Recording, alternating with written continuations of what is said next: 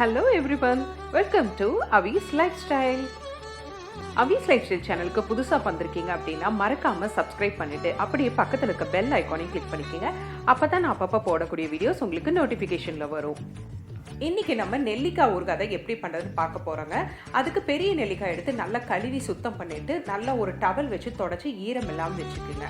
அடுத்தது ஒரு இட்லி பாத்திரத்தில் இந்த மாதிரி தட்டு மேலே நெல்லிக்காய் வச்சு ஒரு 5 நிமிஷம் வேக விட்டிங்கன்னா நல்லா இந்த மாதிரி மலர்ந்து விரிஞ்சு வரும்.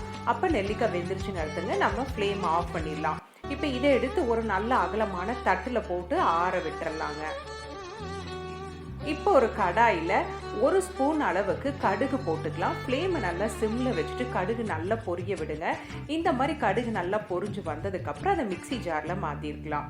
அதே அளவுக்கு வெந்தயம் எடுத்துக்கலாங்க. அதையும் நல்லா செவக்க வறுத்து அதையும் மிக்சி ஜாரில் மாற்றிடலாம். அதை நல்லா ஆற விட்டுறலாம். மீன் டைம் நெல்லிக்காயை இப்படி 2 விரலுக்கு நடுவில் வச்சு நசுக்கினீங்கன்னா நல்லா இந்த மாதிரி விரிஞ்சு வரும். அதில் இருக்க விதையெல்லாம் நீக்கிட்டு நல்லா இந்த மாதிரி உதுத்து வச்சுக்கலாங்க. மீன் டைம் கடுகும் வெந்தயம் நல்லா ஆறிடுச்சு. நான் மிக்சி ஜாரில் நல்லா பவுடர் பண்ணி ரெடி பண்ணி வச்சுட்டேங்க. இப்போ ஒரு கடாயில் நல்லா செக்கில் ஆட்டின நல்லெண்ணெய் ஆட் பண்ணிக்கிங்க. நல்லெண்ணெய் தான் ஊறுகாய்க்கு நல்ல ஷெல்ஃப் லைஃப் கொடுக்கும்.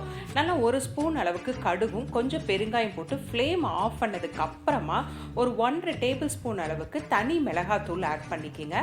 கூடவே கருகாப்பிலும் ஆட் பண்ணிக்கலாம். இப்போ நம்ம உதுத்து வச்சுருக்க இந்த நெல்லிக்காயை ஆட் பண்ணி நல்லா ஒரு தடவை மிக்ஸ் கொடுத்துருங்க. இதை ஃப்ளேம் ஆஃப் பண்ணதுக்கு அப்புறம் தான் பண்ணணுங்க. நல்லா மிக்ஸ் ஆனதுக்கப்புறம் ஃப்ளேம் ஆன் பண்ணால் போதும். இல்லைன்னா மிளகாத்தூள் கருகிரும் உங்களுக்கு.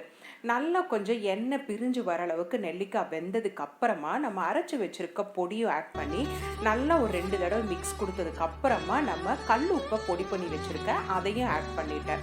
இப்போ நெல்லிக்காய் அந்த எண்ணெயிலே மீடியம் ஃப்ளேமில் நல்லா இந்த மாதிரி எண்ணெய் பிரிஞ்சு வர அளவுக்கு நீங்கள் வேக விடணும். அப்போ தான் ஊறுகாய் ரொம்ப நாளைக்கு உங்களுக்கு கெடாமல் இருக்கும்.